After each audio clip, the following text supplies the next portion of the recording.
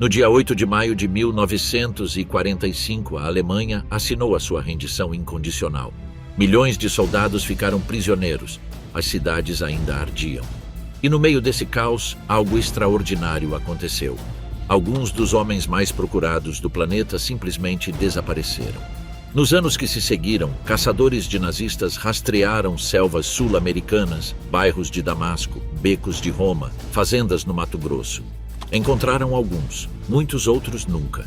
Morreram velhos na escuridão, sem terem enfrentado um tribunal nem um veredicto.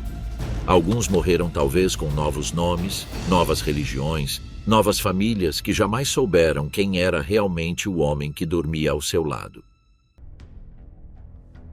Ernst Heinrich Schmauser nasceu em 18 de janeiro de 1890 em Hof, Baviera. Veterano da Primeira Guerra Mundial, condecorado com a Cruz de Ferro e ferido 3 vezes em combate, incluindo uma exposição a gás venenoso nas trincheiras belgas, terminou a guerra convencido de que a Alemanha tinha sido traída por dentro. Essa narrativa o conduziu ao Partido Nazista em 1930 e, nesse mesmo ano, às SS de Himmler. Em julho de 1932, foi eleito deputado ao Reichstag. Participou ativamente na Noite das Facas Longas em 1934 e, em 1941, foi nomeado chefe superior das SS e da polícia na Silésia, tornando-se a máxima autoridade nazista sobre o território que incluía Auschwitz-Birkenau. Desde esse cargo, supervisionou pessoalmente os primeiros testes das câmaras de gás junto a Himmler no verão de 1942. Em dezembro de 1944, perante o avanço soviético, ordenou as marchas forçadas de mais de 56 mil prisioneiros em direção ao oeste em condições de inverno extremo. Os que caíam eram fuzilados no ato.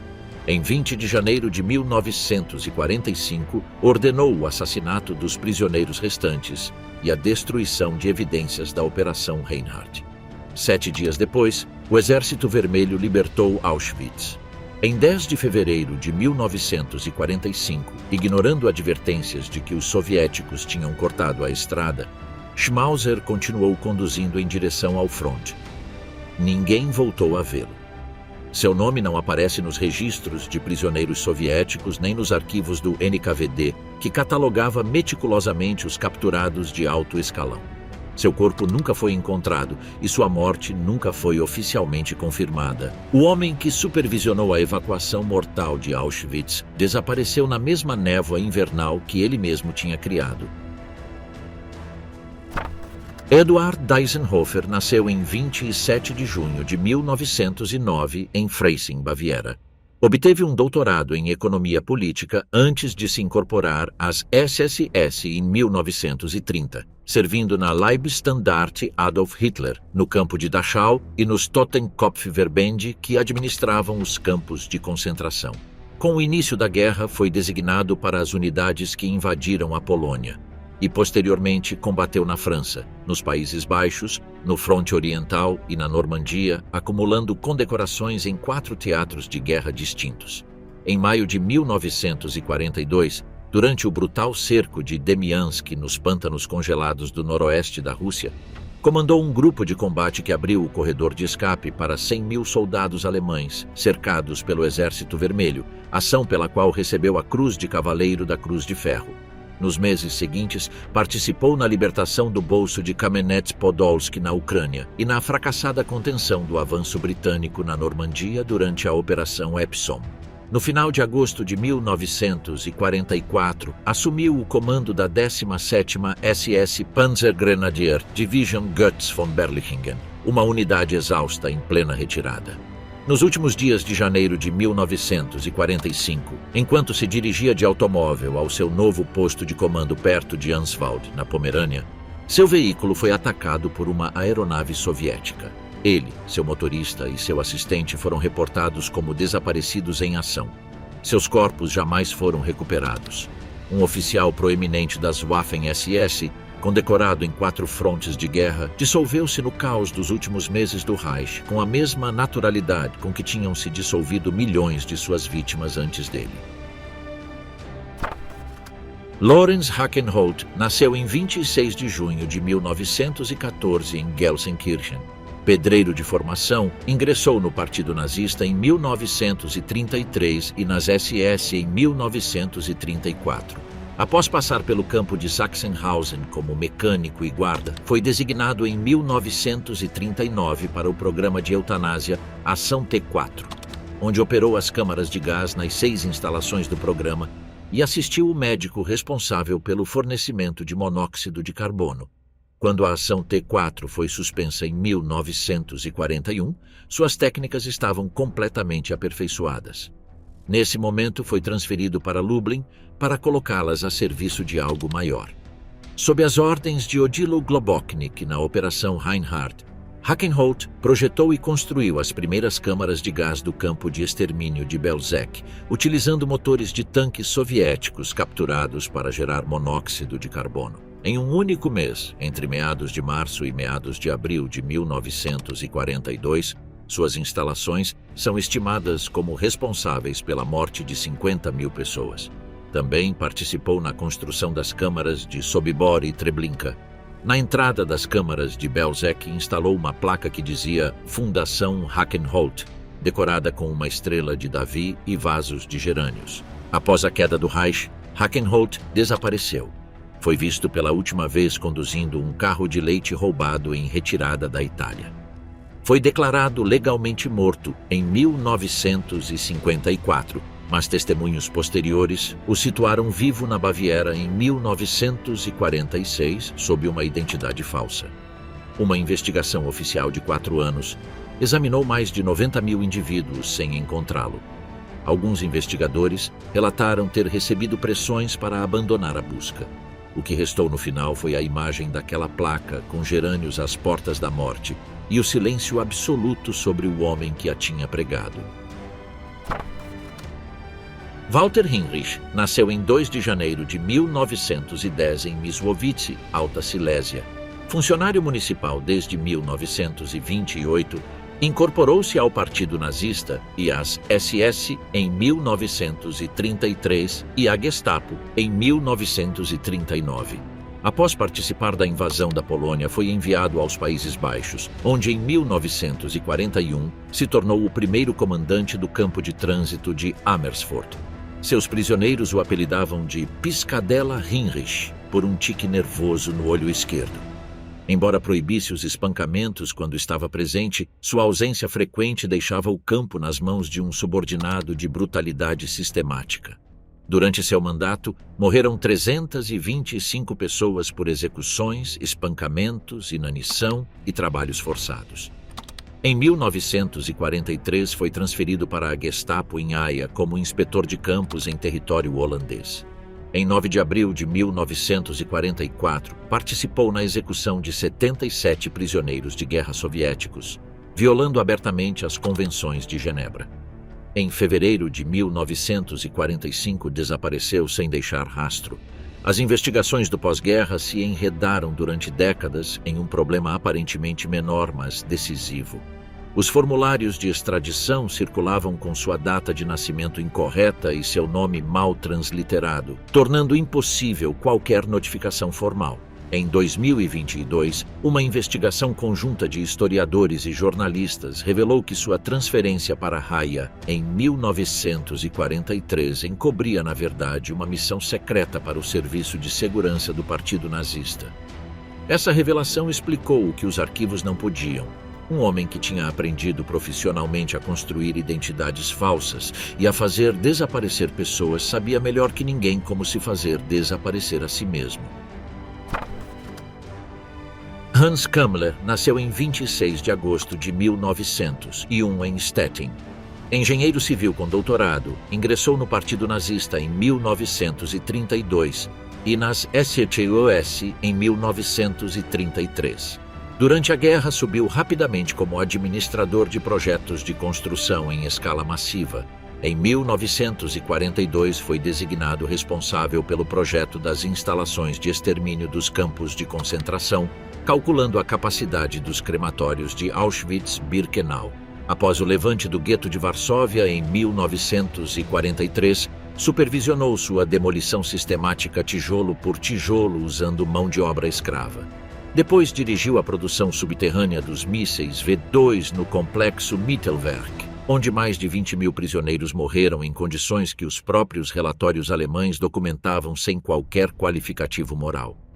Em janeiro de 1945, foi nomeado chefe de todos os projetos de mísseis e programas aeroespaciais do Reich, tornando-se o alemão mais informado sobre as armas mais avançadas da guerra. Isso o tornava extraordinariamente valioso para qualquer potência que o capturasse. Em 7 de maio de 1945, foi visto pela última vez quando seu comboio foi interceptado por tropas americanas perto de Linz. A versão oficial, estabelecida por um tribunal alemão em 1948, sustenta que ele se suicidou com cianureto em um bosque ao sul de Praga 2 dias depois. Mas não há testemunhas independentes. Seu corpo nunca foi encontrado e seu nome foi eliminado das atas do processo de Nuremberg de forma que vários historiadores descreveram como deliberada. A teoria alternativa mais documentada sugere que foi capturado pela inteligência estadunidense e trasladado em segredo para os Estados Unidos como parte de uma versão classificada da Operação Paperclip. Os arquivos sobre seus projetos permaneceram classificados por Washington durante décadas. Se essa teoria estiver correta, o mesmo homem que tinha feito trabalhar até a morte 20.000 prisioneiros nas entranhas de uma montanha terminou seus dias sob proteção governamental americana, no país que mais tinha sofrido com os foguetes que ele produziu. Wilhelm Schittli, filho mais velho de um fabricante de charutos de Osnabrück, começou sua carreira nas SS em 1933 após um aprendizado como encanador. Passou pelos campos de Esterwegen, Sachsenhausen e Buchenwald, antes de ser designado primeiro comandante do campo de Neuengamme em 1940. Em julho de 1942, assumiu o comando do campo Arbeidsdorf, um experimento industrial concebido conjuntamente por Ferdinand Porsche e Albert Speer para testar se os prisioneiros dos campos de concentração podiam ser utilizados na produção industrial em grande escala.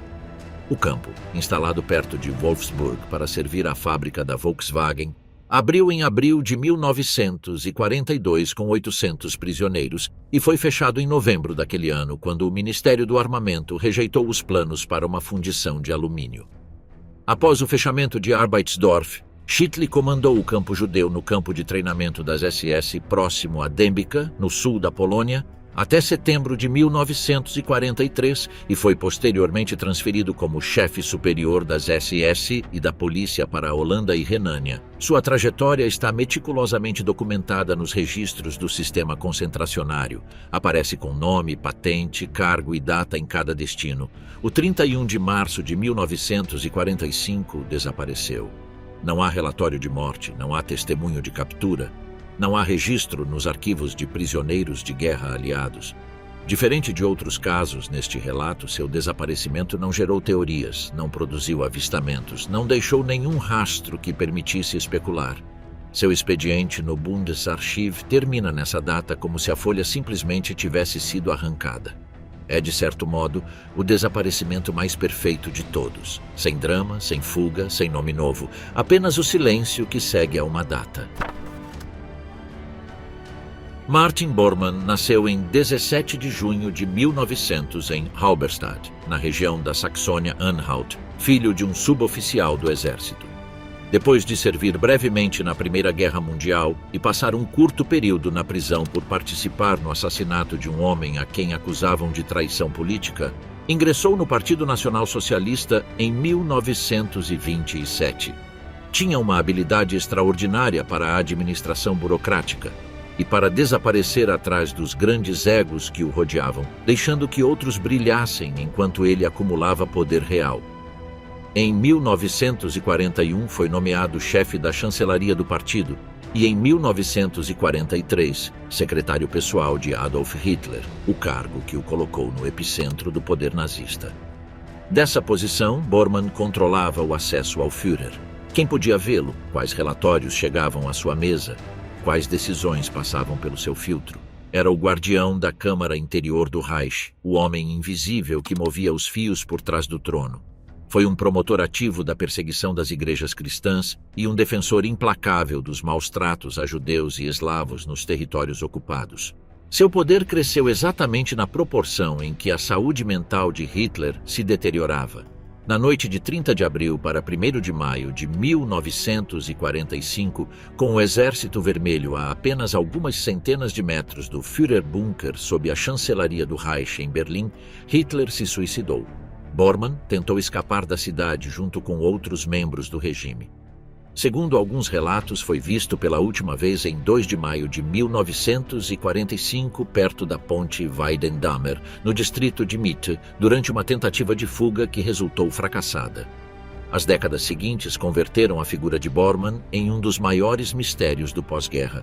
Foi julgado em revelia em Nuremberg em 1946 e condenado à morte, o que implica que o tribunal considerou que ele poderia estar vivo. As teorias sobre sua sobrevivência se multiplicaram. A mais persistente afirmava que tinha escapado de Berlim com a ajuda da organização Odessa, uma rede de fuga clandestina para ex-membros das SS, cuja existência foi documentada pelo caçador de nazistas Simon Wiesenthal, e que tinha fugido para a América do Sul usando documentos falsos. Foi situado na Argentina, no Paraguai e no Brasil. Houve relatórios que o localizavam na região da tríplice fronteira entre Argentina, Brasil e Paraguai, e em cidades como San Carlos de Bariloche e San Ignacio, lugares que efetivamente serviram como refúgio para dezenas de ex-nazistas documentados. Em 1972, durante obras de construção em Berlim, perto da estação de trem Lehrter-Bahnhof, foram encontrados 2 esqueletos. Um foi identificado provisoriamente como sendo de Bormann por meio de registros dentários e o outro como do médico pessoal de Hitler, Ludwig Stumpfegger. No entanto, a identificação permaneceu em disputa durante décadas. Em 1998, testes de ADN confirmaram definitivamente que os restos eram de Bormann e a análise revelou fragmentos de vidro em seus dentes, o que sugeriu que ele pode ter se suicidado ingerindo uma cápsula de cianureto nos primeiros dias de maio de 1945. Apesar da confirmação científica, as especulações não cessaram. Em 1999, os restos de Bormann foram cremados e suas cinzas espalhadas no Mar Báltico para evitar que seu túmulo se convertesse em local de peregrinação para neonazistas. Mas mesmo esse gesto de encerramento definitivo não conseguiu silenciar as vozes que insistiam que os ossos encontrados tinham sido plantados ou que o homem real tinha vivido anos no anonimato sul-americano. O poder que Bormann exerceu em vida parecia prolongar-se como uma sombra de boatos mesmo após sua morte confirmada. O sistema postal austríaco tem uma precisão lendária, por isso resulta ainda mais perturbador que durante décadas vários envelopes dirigidos a um número de caixa postal em Damasco chegassem ao seu destinatário sem problemas. O destinatário era o homem procurado pela justiça de pelo menos 4 países europeus. Respondia a alguns. Às vezes enviava cartas desafiadoras aos órgãos que o perseguiam. Vivia sob o nome de Dr. Georg Fischer e aparentemente se sentia seguro. Alois Brunner nasceu em 1912 em Horbrunn, na Baixa Áustria. Uniu-se ao partido nazista sendo adolescente e pouco depois ingressou na Schutzstaffel. Dentro das SS, trabalhou para a Gestapo sob as ordens de Adolf Eichmann, o principal arquiteto logístico da deportação em massa de judeus para os campos de extermínio. Eichmann o apreciava por sua eficiência implacável e o considerava seu homem de confiança, sua extensão operacional no terreno. Brunner era o tipo de subordinado que não precisava de instruções detalhadas. Entendia o objetivo e o executava. Graças a esse talento sinistro, Brunner tornou-se o organizador das deportações de judeus da França de Vichy e da Eslováquia para os campos de extermínio. Com sua personalidade implacável, foi designado comandante do campo de internamento de Drancy, nos arredores de Paris, que era o eixo central da política antissemita de deportação na França. A partir de Drancy, Brunner supervisionou a logística do transporte ferroviário de prisioneiros para Auschwitz e outros campos do leste. Os trens que saíam de Drancy iam sobrecarregados, os vagões selados, a ventilação inexistente. Muitos morriam antes de chegar. Baseando-se em seu modus operandi, os tribunais do pós-guerra determinaram que Alois Brunner foi responsável direto pela morte de mais de 120 mil judeus. Os aliados acreditaram tê-lo em seu poder ao final da guerra, mas cometeram um erro de identidade. Capturaram um oficial chamado Anton Brunner, a quem confundiram com Alois, permitindo que o procurado Brunner escapasse. Esse erro lhe deu o tempo de que precisava. Brunner aproveitou a confusão para se incorporar à Organização Gehlen, o grupo de ex-oficiais de inteligência alemães que cooperaram com os americanos durante a ocupação aliada da Europa do Leste e que mais tarde participariam da Guerra Fria contra os soviéticos. Dessa posição, Brunner trabalhou como motorista para o Exército dos Estados Unidos. Em 1954, fugiu da Alemanha Oriental para Roma usando um passaporte falso. De Roma, com a ajuda de redes de fuga que incluíam eclesiásticos simpatizantes da causa nazista, transferiu-se para a Síria, onde estabeleceu sua residência sob o nome de Dr. Georg Fischer. Em Damasco, foi recebido com os braços abertos pelo governo sírio, que lhe ofereceu um cargo como assessor governamental. Embora a natureza exata de seu trabalho nunca tenha sido completamente estabelecida, diversas fontes de inteligência ocidental sustentaram que Brunner ensinou a oficiais sírios técnicas de tortura e repressão que tinha aperfeiçoado durante sua etapa como torturador das SS. Em troca, seus superiores lhe ofereceram proteção legal completa, proibindo o acesso ao país de investigadores e caçadores de nazistas. O próprio Simon Wiesenthal lutou durante anos para conseguir a extradição de Brunner, sem sucesso. Em 1961 e 1980, Brunner recebeu pacotes-bomba que lhe custaram vários dedos da mão e a visão de um olho. Os responsáveis por esses ataques nunca foram identificados oficialmente, embora diversas fontes os tenham atribuído ao Mossad israelense. Brunner sobreviveu a ambos os atentados e continuou em Damasco. Em 1995, a justiça alemã ofereceu uma recompensa de $333 mil por informações que levassem à sua captura ou localização, mas para então os boatos indicavam que ele já poderia ter morrido. Alois Brunner nunca foi encontrado pela Justiça Internacional. Acredita-se que morreu em Damasco no início do século XXI, possivelmente por volta de 2010, embora também não haja confirmação oficial dessa data. Um funcionário sírio declarou em 2014 que ele tinha morrido há anos, sem precisar quando. Morreu a salvo. O 28 de junho de 1914, na localidade de Bad Radkersburg, na Áustria Imperial, nasceu Aribert Ferdinand Heim. Foi um estudante aplicado que obteve seu diploma de medicina na Universidade de Viena. E durante um tempo, atuou com normalidade aparente como médico na Alemanha de pós-guerra, atendendo pacientes como ginecologista em Baden-Baden. Tinha uma clínica estabelecida, uma família, uma reputação. Mas em Mauthausen, no outono de 1941, tinha feito algo que nenhum diploma universitário, nenhum consultório burguês, nem nenhuma vida respeitável poderia apagar. Em 1940, Heim incorporou-se voluntariamente ao corpo médico das Waffen-SS. Em 1941, foi nomeado médico oficial do campo de concentração e extermínio de Mauthausen, em sua Áustria natal, onde lhe foi designada a ala onde davam entrada os enfermos e feridos. Mauthausen era um dos maiores campos do sistema nazista, com até 85 mil prisioneiros distribuídos em vários subcampos. A cifra total de mortos em Mauthausen e seus subcampos estima-se em mais de 90 mil pessoas. Heim passou nesse campo apenas 2 meses, pero esses 2 meses foram suficientes para ganhar o apelido com o qual os sobreviventes o lembrariam, Doutor Morte. E também outro, mais específico, o Carniceiro de Mauthausen. Os crimes de Heim não eram da categoria da burocracia do extermínio, as seleções massivas, as ordens de câmaras de gás. Eram atos pessoais, específicos, de uma crueldade que os sobreviventes descreveram nos tribunais como completamente pessoal, não motivada por diretrizes ideológicas, senão por algo mais obscuro e indefinível. Heim experimentava sobre os efeitos de diversas substâncias injetadas diretamente na corrente sanguínea: água, petróleo, fenol, cloro. Também testava venenos conhecidos e outras substâncias que nem sequer revelava a seus próprios assistentes. Em muitos casos, judeus com conhecimentos médicos ou de enfermagem obrigados a trabalhar na ala. Em numerosas ocasiões, injetava diretamente no coração para observar se a morte era mais rápida que por venopunção convencional. Os testemunhos dos sobreviventes, recolhidos durante as investigações de pós-guerra, descreveram amputações realizadas sem anestesia, castração de homens e mulheres, biópsias desnecessárias e extirpações de órgãos. Segundo esses testemunhos, Haim conservava os crânios de algumas de suas vítimas como troféus pessoais.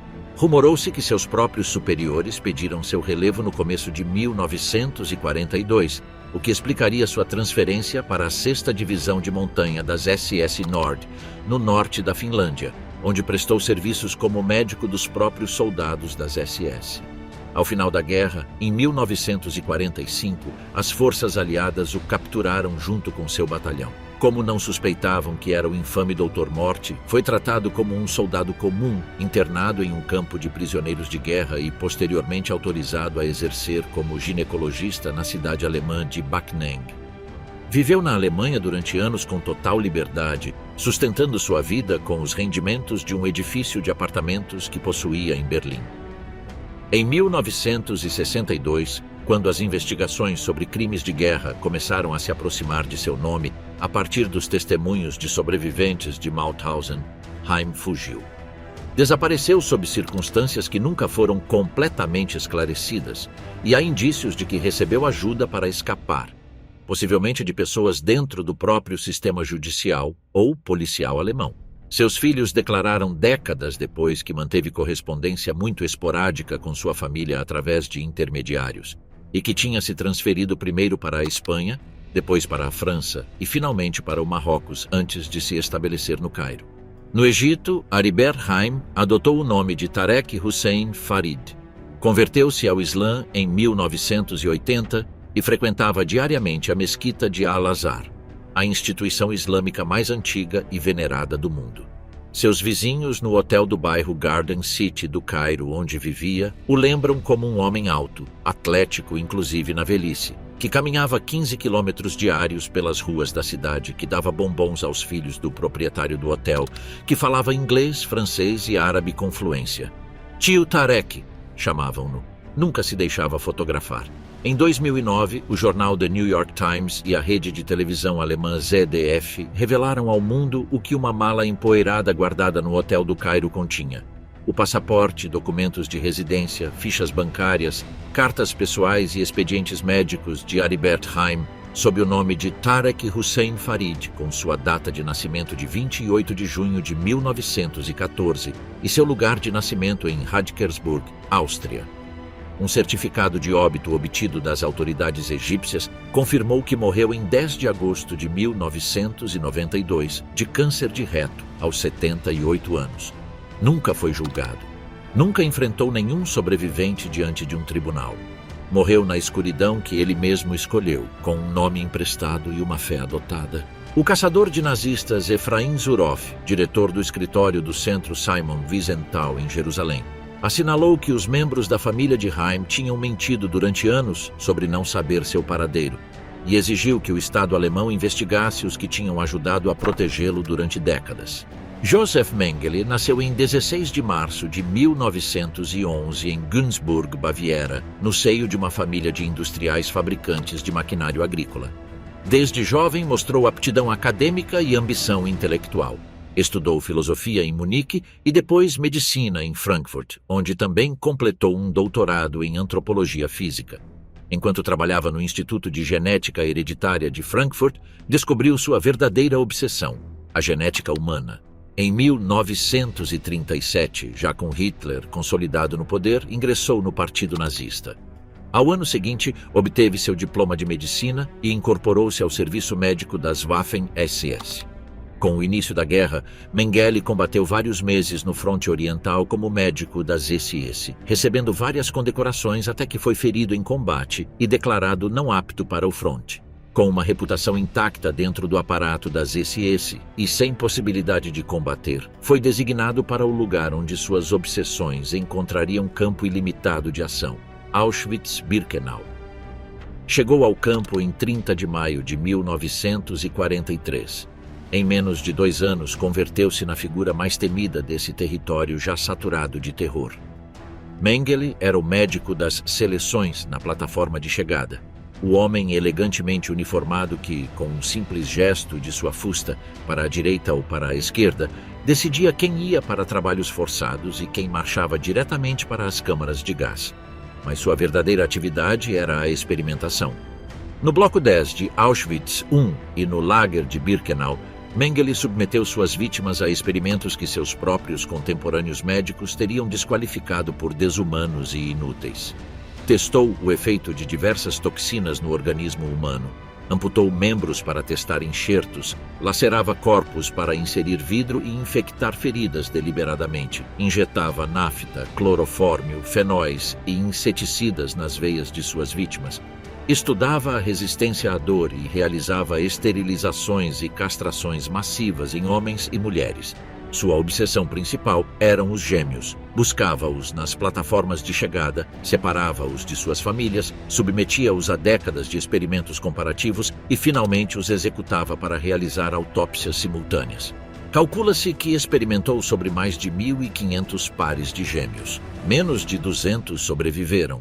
O número total de pessoas mortas por suas ordens diretas ou por causa de seus experimentos estima-se em vários milhares, embora os dados precisos nunca tenham podido ser completamente estabelecidos dado o caos do campo e a destruição deliberada de registros. Em janeiro de 1945, diante da iminente chegada do Exército Vermelho, Mengele fugiu de Auschwitz. Foi capturado pelas forças americanas, mas seu nome não figurava ainda nas listas de procurados e foi libertado. Como tantos outros, recebeu ajuda de redes eclesiásticas que operavam na Itália para conseguir-lhe novos documentos.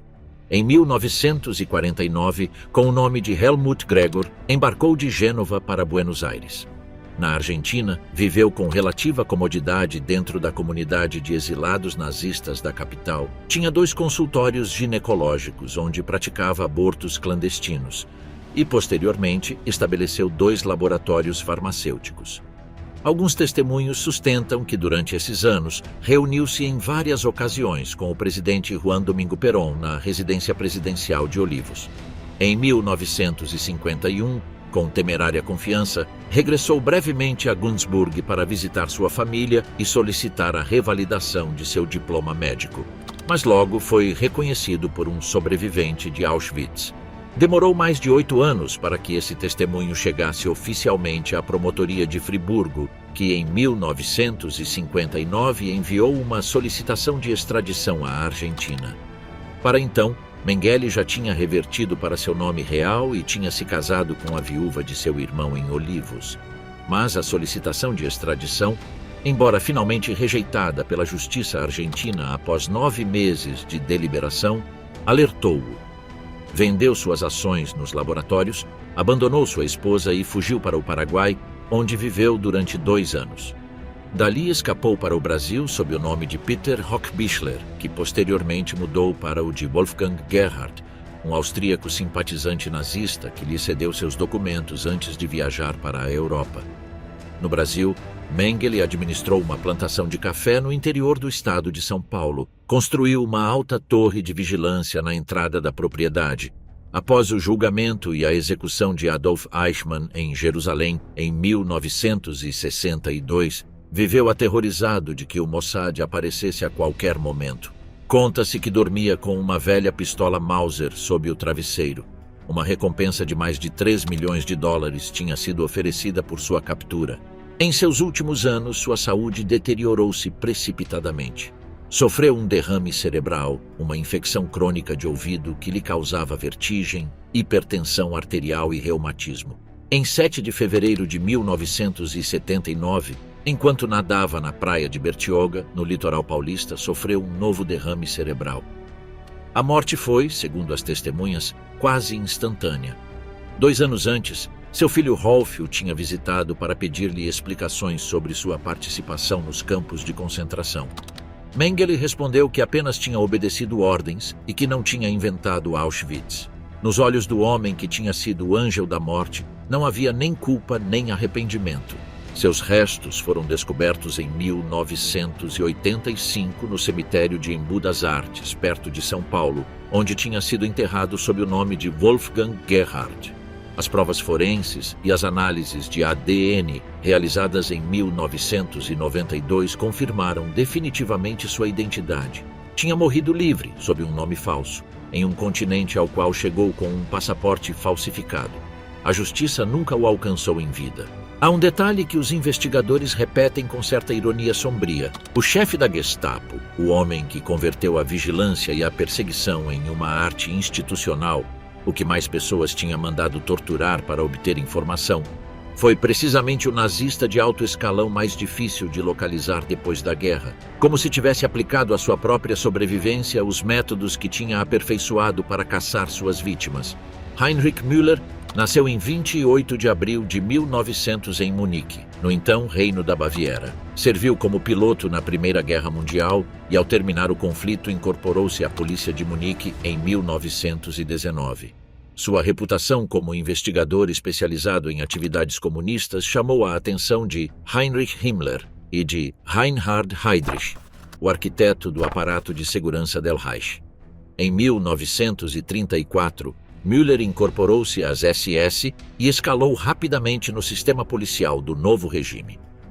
Em setembro de 1939, com a criação do Escritório Central de Segurança do Reich, a RSHA, que integrava a Gestapo, o SD e outras organizações policiais sob uma única estrutura, Müller foi nomeado chefe do Departamento 4, a Gestapo. Desse escritório, supervisionou a implementação das políticas de Hitler contra os judeus, os comunistas, os dissidentes e todos os grupos categorizados como ameaça ao Estado. Participou no planejamento e execução da solução final e assistiu à Conferência de Wannsee em 20 de janeiro de 1942, onde os altos funcionários do Reich formalizaram os planos para a deportação e o genocídio sistemático dos judeus na Europa ocupada. Müller também esteve por trás da organização do incidente de Gleiwitz na noite de 31 de agosto para 1º de setembro de 1939. O ataque simulado a uma rádio alemã por partisãs poloneses, executado em realidade por agentes de la Gestapo com prisioneiros dos campos vestidos com uniformes poloneses, que foi utilizado como pretexto para a invasão da Polônia. Firmou a Ordem Bala em março de 1944, que autorizava a execução de prisioneiros de guerra que tentassem escapar, e aprovou pessoalmente a tortura dos oficiais implicados no atentado fracassado contra Hitler de 20 de julho de 1944.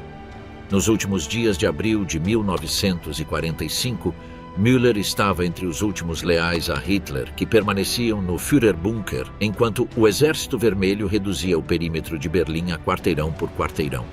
Foi visto pela última vez em 1º de maio de 1945, ao dia seguinte do suicídio de Hitler. Desde então, seu rastro evaporou-se em uma cidade que ardia e se rendia ao mesmo tempo. As teorias sobre seu destino multiplicaram-se nas décadas posteriores.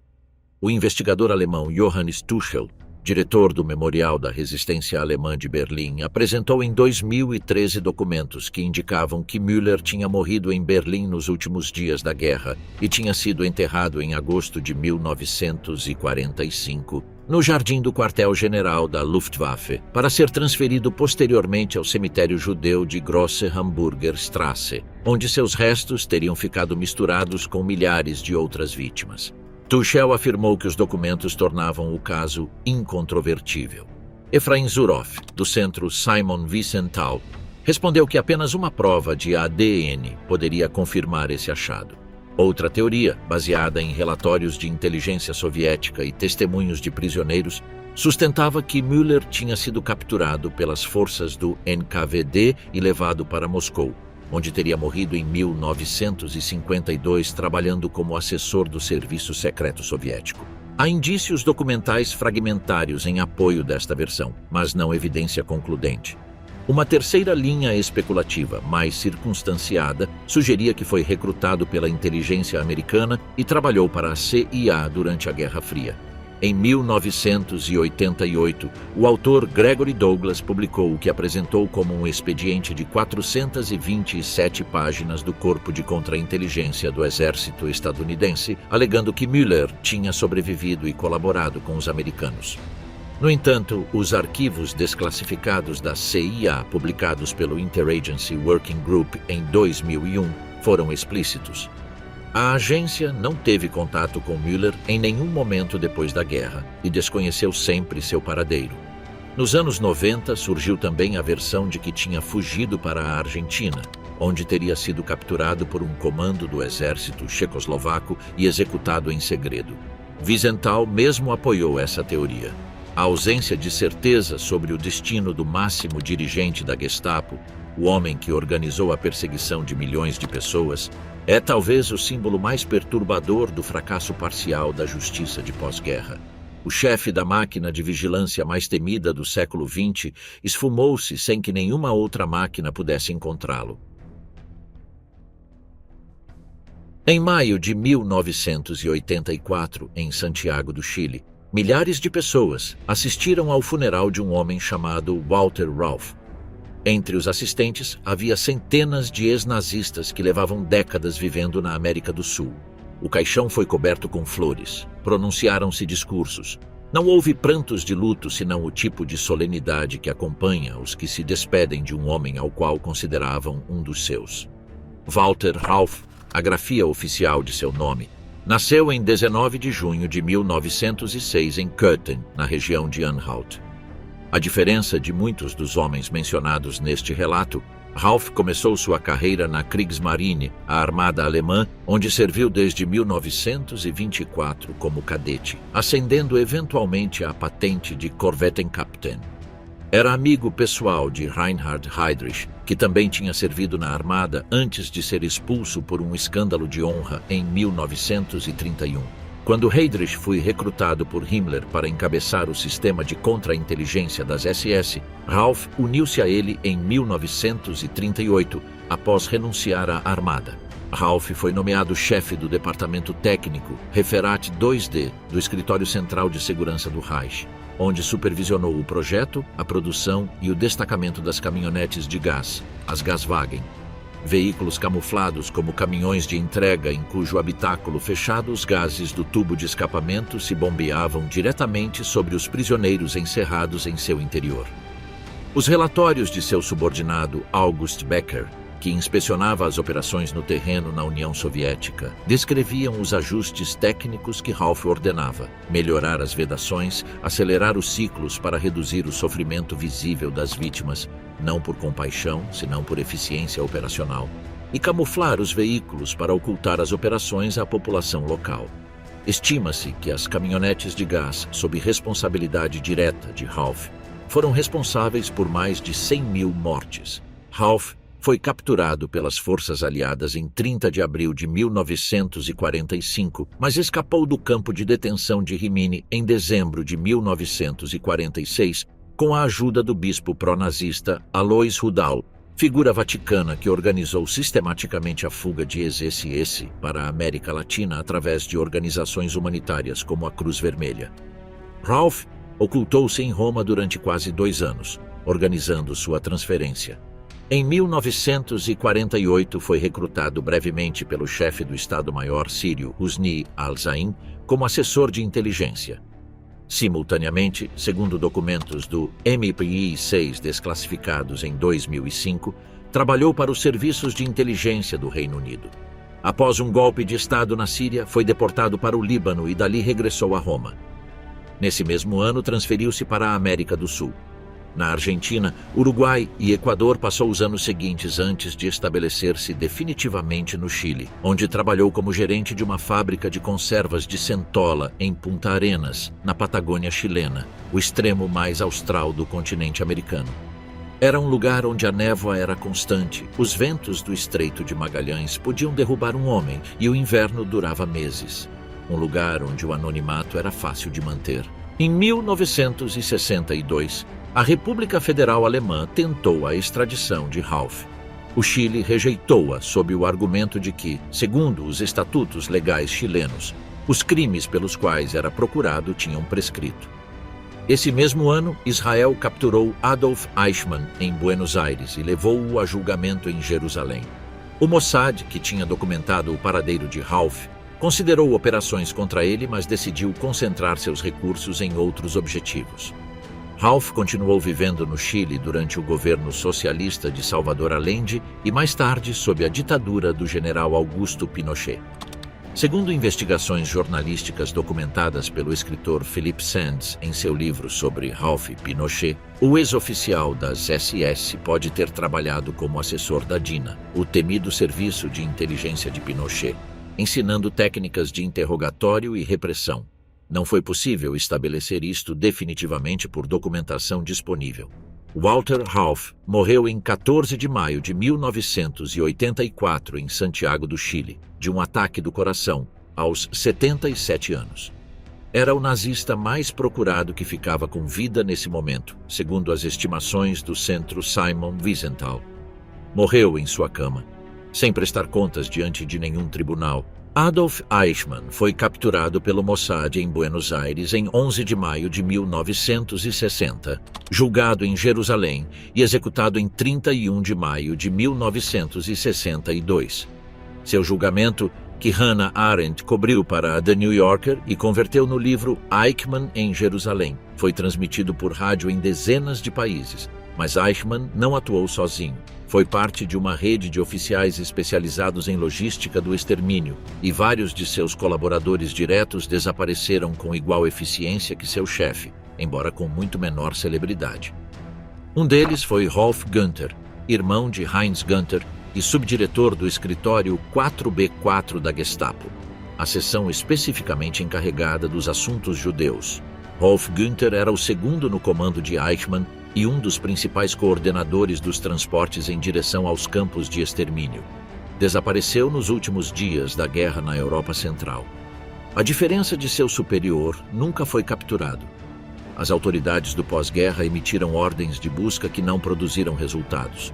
Presume-se que esteja morto nos últimos dias da guerra, possivelmente na Checoslováquia, mas nenhuma evidência confirma isso.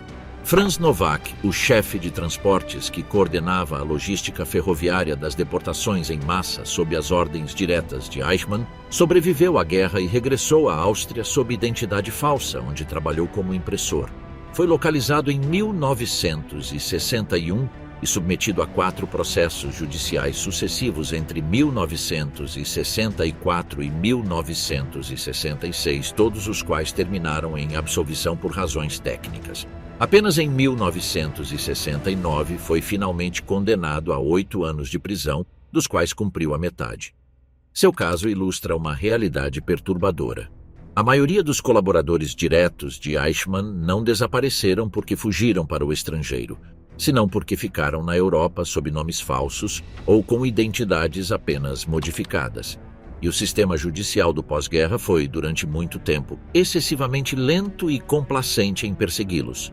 Otto Hunsch, o especialista legal da seção 4B4, que firmou os documentos de deportação dos judeus húngaros em 1944, mais de 430 mil pessoas deportadas em apenas 8 semanas, o ritmo mais rápido de qualquer operação de deportação em massa da guerra, também regressou à Alemanha Ocidental sob nome modificado e exerceu como advogado durante anos antes de ser identificado. Foi julgado e absolvido 2 vezes e finalmente condenado em 1969. O que estas histórias revelam não é unicamente a capacidade de certos indivíduos para ocultar-se, senão as falhas estruturais do sistema de justiça do pós-guerra.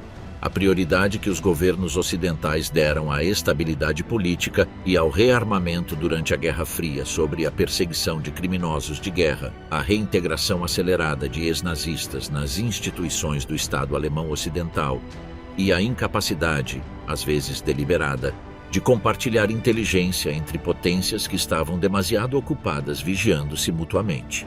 Klaus Barbie não desapareceu de todo. Eventualmente foi encontrado na Bolívia em 1972 pelos caçadores de nazistas Serge e Beate Klarsfeld, embora não tenha sido extraditado até 1983. Mas sua história revela algo crucial sobre a anatomia dos desaparecimentos que sim funcionaram. Barbie nasceu em 25 de outubro de 1913 em Bad Godesberg, perto de Bonn. Ingressou nas SS e em 1942 foi designado chefe da Gestapo em Lyon, a segunda cidade da França. Desde esse cargo, coordenou a detenção, tortura e deportação de milhares de judeus e membros da resistência francesa.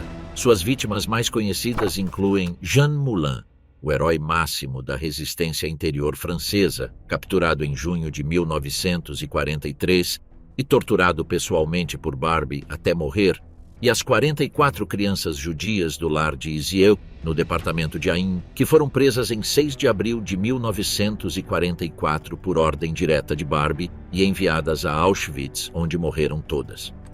Ao final da guerra, Barbie foi recrutado pelo Corpo de Contra-Inteligência do Exército dos Estados Unidos, o CIC, para o qual trabalhou como informante contra as redes comunistas na Europa Ocidental entre 1947 e 1951. Seus controladores americanos sabiam exatamente quem era Barbie e o que tinha feito em Lyon. Quando os franceses começaram a investigá-lo em 1950, o CIC organizou sua fuga para a Bolívia através da Rota dos Mosteiros de Gênova, com documentos emitidos pela Organização Internacional para os Refugiados sob o nome de Klaus Altmann. Na Bolívia, Barbie viveu mais de 3 décadas sem ser incomodado. Trabalhou como homem de negócios, como assessor de segurança do regime de Hugo Banzer, a ditadura militar boliviana, e possivelmente como instrutor de técnicas de tortura para as forças de segurança latino-americanas. A jornalista Beate Klarsfeld, que em 1968 tinha esbofeteado publicamente o chanceler alemão Kurt Georg Kissinger por seus vínculos com o nazismo, localizou Barbie em La Paz em 1972. Mas a Bolívia não o extraditou até 1983, quando a ditadura militar foi substituída por um governo democrático. O que faz a história de Barbie fundamental para entender os desaparecimentos que sim foram definitivos é a infraestrutura que revela. O sistema de fugas funcionou porque contou com cumplicidades institucionais em múltiplos níveis. O Vaticano, através de certos bispos e sacerdotes que atuavam de maneira individual, não como política institucional, as organizações humanitárias internacionais que emitiam documentos sem verificar históricos, os serviços de inteligência americanos e britânicos que preferiam recrutar ex-nazistas antes que vê-los processados pelos soviéticos, e os governos latino-americanos que os recebiam a troco de conhecimentos técnicos em repressão. Os que desapareceram definitivamente foram aqueles que melhor aproveitaram essa infraestrutura. Para entender por que tantos desaparecimentos tiveram sucesso, é necessário entender os sistemas que os tornaram possíveis. Não foram eventos isolados de sorte individual. Foram o produto de redes organizadas com precisão que tinham começado a funcionar antes, inclusive, de que terminasse a guerra. A organização conhecida popularmente como Odessa, acrônimo de Organisation der ehemaligen SAS-Angehörigen, Organização de Ex-Membros das SS, é talvez a mais famosa dessas redes, embora sua natureza exata continue sendo debatida entre historiadores. Simon Wiesenthal descreveu-a como uma organização formal com estrutura hierárquica e recursos financeiros provenientes de fundos do Reich, transferidos antes da derrota. Outros investigadores, como o historiador Gerald Reitlinger, argumentaram que a Odessa foi mais um conjunto de redes informais e coincidências de interesse que uma organização centralizada. O que é indiscutível é que os padrões de fuga são demasiado similares e demasiado bem-sucedidos para ser produto do acaso. As rotas que mais se repetem são 3. A primeira passava pela Itália. Os fugitivos cruzavam os Alpes com documentos falsos em direção ao norte da Itália, onde redes de simpatizantes, incluídos alguns eclesiásticos como o bispo Franz Rudal, reitor do Pontifício Instituto Teutônico de Santa Maria dell'Anima em Roma, os alojavam e lhes proporcionavam documentos do Comitê Internacional da Cruz Vermelha, que nessa época emitia certificados de identidade sem verificar o histórico dos solicitantes. Com esses documentos, os fugitivos podiam obter vistos de países latino-americanos nos consulados de Roma ou Gênova. A segunda rota cruzava a Espanha, onde o governo de Francisco Franco oferecia simpatia e certa proteção discreta a ex-combatentes do Reich, com quem tinha colaborado durante a guerra. A terceira era mais direta, através da Suécia ou Suíça, países neutros com infraestruturas bancárias que não faziam perguntas sobre a origem dos fundos depositados. Os destinos preferidos eram a Argentina, onde o governo de Juan Domingo Perón tinha emitido em 1946 um decreto secreto que facilitava a imigração de refugiados europeus perseguidos, uma categoria que se interpretou com generosa amplitude. Paraguai, Bolívia, Brasil, Uruguai e Chile. Também a Síria e o Egito, países que valorizavam os conhecimentos técnicos e os conhecimentos de inteligência que os ex-oficiais alemães podiam oferecer em plena reorganização de suas forças militares. Uma figura-chave nessa infraestrutura foi a do mencionado bispo Alois Rudal, que em sua autobiografia publicada em 1976 confirmou ter ajudado a escapar ex-nazistas, justificando isso como um ato de misericórdia cristã. Rudal foi responsável por facilitar os documentos que permitiram escapar a Franz Stangl, o comandante de Treblinka, a Gustav Wagner, o demônio de Sobibor, a Walter Rauff e a vários outros. Suas ações foram objeto de uma investigação eclesiástica interna, mas nessa época a instituição preferiu o silêncio à confrontação. Outro facilitador documentado foi o denominado Conselho Pontifício de Assistência, que emitiu dezenas de milhares de documentos de identidade para pessoas deslocadas no pós-guerra. Não todos eram criminosos de guerra. Milhões de pessoas tinham perdido seus papéis nos anos do conflito. Mas a falta de verificação sistemática criou uma janela de oportunidade que os fugitivos nazistas exploraram com eficácia.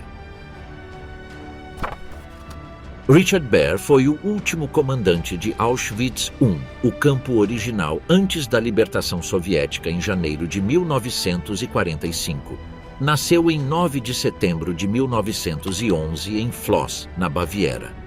Entrou nas SS em 1932 e progrediu no sistema concentracionário até ser designado comandante de Auschwitz I em maio de 1944, no momento em que o extermínio dos judeus húngaros alcançava seu ponto máximo. Mais de 430 mil pessoas deportadas entre maio e julho de 1944. Baer supervisionou o funcionamento del campo durante os últimos meses de sua existência. Foi responsável pela administração dos crematórios em seu período de maior atividade e participou nas decisões de evacuação do campo em janeiro de 1945. Ao final da guerra, desapareceu tão eficazmente que durante mais de uma década ninguém soube onde estava. Viveu na Alemanha Ocidental sob o nome falso de Karl Neumann, trabalhando como guarda florestal nos arredores de Hamburgo. Foi preso finalmente em dezembro de 1960, apenas meses depois da captura de Eichmann em Buenos Aires, quando uma investigação cruzou seus dados com um registro florestal. Era o mesmo Baer, sem cirurgia, sem identidade, radicalmente diferente, simplesmente tinha mudado seu nome e sua profissão. Foi transferido para Frankfurt para ser processado no marco do grande julgamento de Auschwitz, coordenado pelo promotor alemão Fritz Bauer, que entre 1963 e 1965 levou diante dos tribunais de Frankfurt 22 ex-funcionários do campo.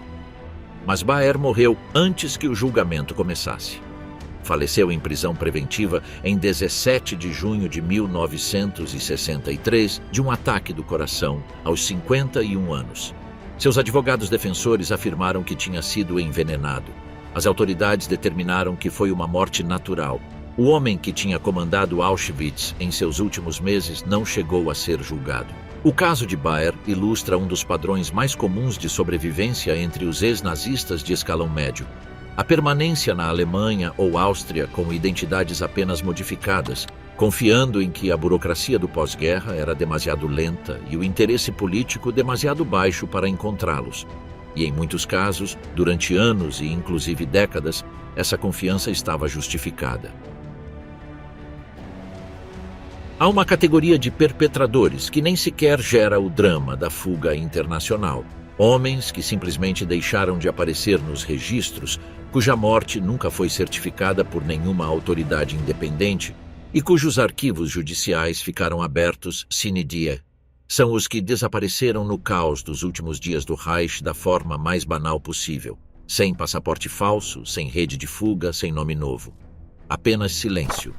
Karl Fritzsch foi o homem que, segundo as memórias de Rudolf Höss, escritas antes de ser enforcado, propôs por primeira vez usar o Zyklon B como método de assassinato em massa em Auschwitz.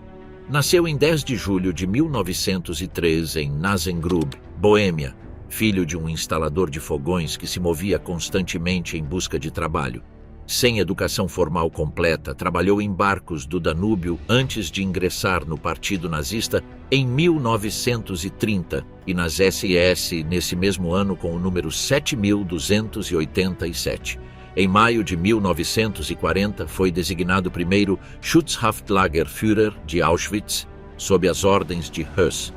Em agosto de 1941, com Höss fora em uma viagem oficial, Fritzsch fez encerrar prisioneiros de guerra soviéticos nas celas do Bloco 11, introduziu cristais de Zyklon B e esperou.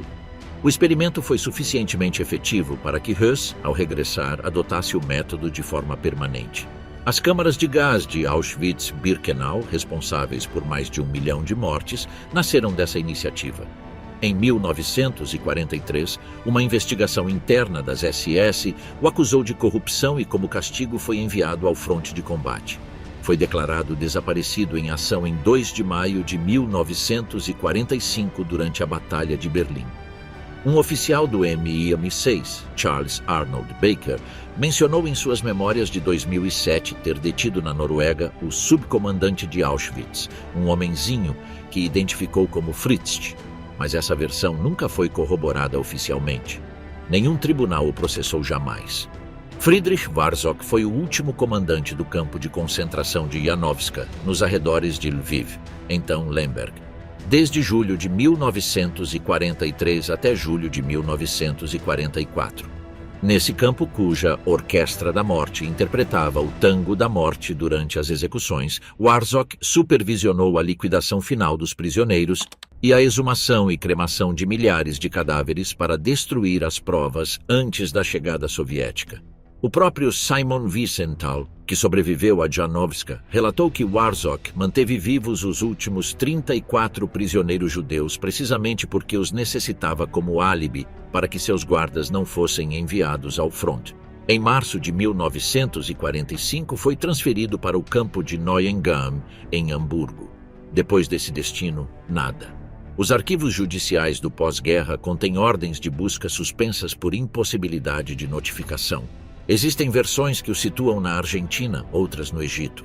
Em algum momento foi declarado morto administrativamente, sem cadáver nem testemunho presencial.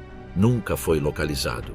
Odilo Globoknik, o SS-Gruppenführer que organizou a Operação Reinhardt, o extermínio de aproximadamente 1,7 milhão de judeus nos campos de Belzec, Sobibor e Treblinka entre 1942 e 1943. Foi encontrado em 31 de maio de 1945, escondido junto a Ernst Lerch, Hermann Höfle e Georg Michalsen nas montanhas do Weissensee, na Caríntia, por forças britânicas.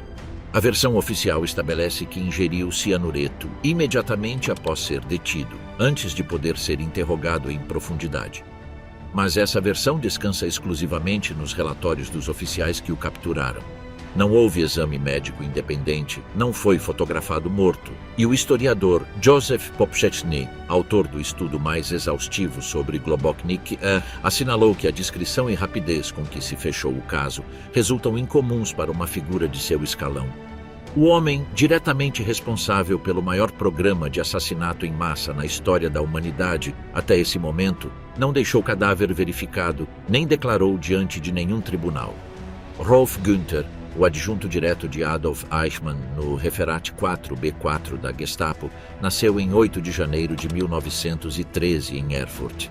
Ingressou na ESA com 16 anos e nas SS com o número 290.130. Foi responsável pela deportação dos judeus de Salônica, umas 55 mil pessoas, em direção a Auschwitz em 1943, operação que esvaziou em 2 meses uma comunidade sefardita estabelecida desde o século XV. Seu colega Dieter Wisliceny, executado na Checoslováquia em 1948, declarou que Günther era o único da equipe que exercia influência real sobre Eichmann. A versão oficial estabelece que se suicidou com veneno no verão de 1945, enquanto estava detido pelos americanos na prisão de Ebensee, Áustria. No entanto, Adolf Eichmann, durante seus interrogatórios diante das autoridades israelenses em 1960 e 1961, documentados nos expedientes do julgamento de Jerusalém, afirmou crer que Günther tinha sobrevivido e escapado para o estrangeiro. Ninguém que conhecesse Günther melhor que Eichmann. Essa dúvida, levantada por quem foi seu superior imediato durante 4 anos, nunca foi resolvida formalmente. Ernst Lerch, nascido em 19 de novembro de 1914 em Klagenfurt e chefe do escritório pessoal de Globoknik durante toda a Operação Reinhard, foi o homem responsável pela ligação de rádio entre o quartel-general de Lublin e Berlim, a linha que coordenava o extermínio, e supervisionou diretamente a liquidação do gueto de Majdan Tatarsky em Lublin, cujos habitantes foram levados ao bosque de Krepiec e fuzilados. Foi capturado junto a Globoknik em maio de 1945, interrogado durante 2 anos no centro britânico de Wolfsberg e libertado em 1947. Regressou a Klagenfurt. Viveu ali durante décadas com seu próprio nome. Foi processado na Áustria em 1972. O julgamento foi suspenso por falta de testemunho suficiente. Lerch morreu em 1997, aos 82 anos, sem ter sido condenado por nenhum tribunal em nenhum país. Não desapareceu fisicamente, permaneceu em sua cidade natal, mas converteu-se em um fantasma do sistema judicial, visível, identificado e, no entanto, intocável. O homem que administrou o extermínio de 1,7 milhão de pessoas morreu em sua cama, rodeado pela mesma normalidade que tinha interrompido brevemente para organizar um dos maiores crimes da história moderna. A Operação Reinhard não foi o ato de um único monstro, senão de uma burocracia. Cada assinatura em um formulário de transporte, cada relatório de progresso enviado por rádio, desde Lublin a Berlim, foi o ato de um homem com nome e sobrenome, cargo e número de esse. Que muitos desses homens vivessem e morressem sem responder diante de nenhum tribunal não é uma anomalia histórica. É a consequência lógica de um sistema internacional de justiça que foi construído demasiado tarde, que dependia da vontade política de estados que tinham outras prioridades e que enfrentava perpetradores que conheciam melhor que ninguém os mecanismos do anonimato. Karl Fritsch desapareceu em Berlim em chamas. Friedrich Warzock esfumou-se entre Hamburgo e algum destino desconhecido ao sul ou ao leste. Odilo Globoknik morreu ou não morreu em um rincão dos Alpes austríacos sem deixar rastro verificável. Rolf Günther suicidou-se ou não se suicidou em uma prisão americana, segundo o homem que melhor o conhecia. Ernst Lerch viveu livre durante 50 anos em frente a todos. 5 destinos diferentes, 5 nomes que os arquivos registram e os tribunais nunca alcançaram. 5 maneiras distintas de escapar à história. Em 27 de janeiro de 2025, 80 anos após a libertação de Auschwitz, os últimos sobreviventes desse campo, homens e mulheres de 90 e poucos anos, muitos em cadeiras de rodas, com a memória ainda nítida de detalhes que gostariam de esquecer, reuniram-se junto ao portão com a inscrição de ferro forjado Arbeit macht frei. Era a 80ª comemoração do dia em que os soldados do Exército Vermelho encontraram 7.000 pessoas famintas entre as ruínas da maior máquina de extermínio que a humanidade tinha construído até então. Para esse dia, a justiça formal relacionada com os perpetradores de Auschwitz levava já mais de meio século sendo um processo inconcluso. O grande julgamento de Auschwitz, celebrado em Frankfurt entre dezembro de 1963 e agosto de 1965, foi o processo mais importante dentro da Alemanha. 22 acusados, 16 condenações, a maioria apenas de entre 3 e 15 anos de prisão. Nenhum foi condenado à morte porque a República Federal Alemã tinha abolido a pena de morte em 1949. Vários dos condenados foram libertados antes de cumprir suas penas por motivos de saúde ou sob apelações bem-sucedidas. O julgamento de John Demjanjuk na Alemanha em 2011, um guarda ucraniano do campo de Sobibor, processado aos 91 anos, estabeleceu um precedente crucial: ser guarda de um campo de extermínio, sem necessidade de provar crimes individuais específicos, era suficiente para ser considerado cúmplice de assassinato. Esse princípio chegou demasiado tarde para a maioria dos perpetradores que tinham vivido décadas na impunidade. Os desaparecimentos sem resolver que percorremos neste relato não são simplesmente casos policiais sem solução. São sintomas de algo mais profundo: a dificuldade de uma civilização para confrontar a escala de seus próprios crimes, a pressão dos interesses políticos que competem com a memória, a distância entre o imperativo moral da justiça e as limitações práticas dos sistemas legais. Cada homem que desapareceu sem enfrentar um tribunal levou consigo não apenas sua culpa pessoal, mas também a possibilidade de que seu caso se convertesse em evidência pública, em testemunho judicializado, em registro histórico formal. Alguns deles morreram na velhice, em camas próprias com nomes alheios, em países que não lhes perguntaram de onde vinham. Alguns talvez morreram nos últimos dias da guerra, confundidos entre os milhões de alemães que caíam nos frontes do leste e do oeste. Alguns puderam ter se reinventado tão completamente que seus próprios descendentes não sabem hoje quem foram seus avós. O arquiteto Hans Kammler pôde ter projetado armas para uma potência que lutou contra o regime que ele serviu.